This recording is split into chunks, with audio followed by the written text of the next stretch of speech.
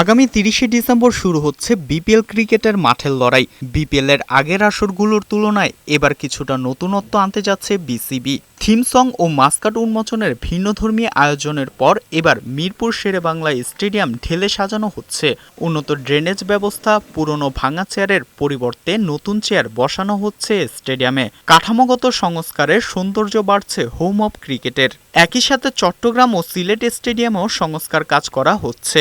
মাঠের দর্শকরা যেন ভালোভাবে খেলা দেখতে পারে সেজন্য এবারের বিপিএলে জায়ান্ট স্ক্রিন বসানো হচ্ছে বলেও জানিয়েছেন বিসিবির এই গ্রাউন্ডস কমিটির ম্যানেজার। মিরপুরে যেমন আমাদের মূল সমস্যাগুলো ছিল রাস্তার সামনে কার্পেটিং করা, ফ্লাড লাইটের কিছু রিনোভেশন, যেমন অনেক দিন ধরে আমরা ইউজ করছি ফ্লাড লাইট, এটার একটা রুটিন মেনটেন্যান্স আছে। আপনি জানেন কিছুদিন আগে আমাদের গ্যালারি সিটগুলো মিরপুরে কিন্তু এখন 100% আপনার নতুন চেয়ার, এটা বিসিবির উদ্যোগে করা হয়েছে। তাছাড়াও আপনার মনে করেন জায়ান্ট স্ক্রিন, আমাদের একটা জায়ান্ট স্ক্রিন যেটা আছে প্যাভিলিয়ন বিল্ডিংয়ের উপরে, এটা পুরোপুরি একদম সচল করা হয়েছে। টি-20 ক্রিকেট মানে 4 ছক্কার উৎসব, তাই এবারের বিপিএলে 3টি ভেন্যুতেই স্পোর্টিং উইকেট তৈরির সিদ্ধান্ত নিয়েছে বিসিবি। ব্যাটিং ফ্রেন্ডলি উইকেট দরকার, তো সেটা মাথায় রেখে এবং আন্তর্জাতিক মান, বিশেষ আইসিসির কিছু নিয়মকানুন আছে, ওটা মাথায় রেখে আমরা চাই যে গিভ দ্য বেস্ট ক্রিকেট।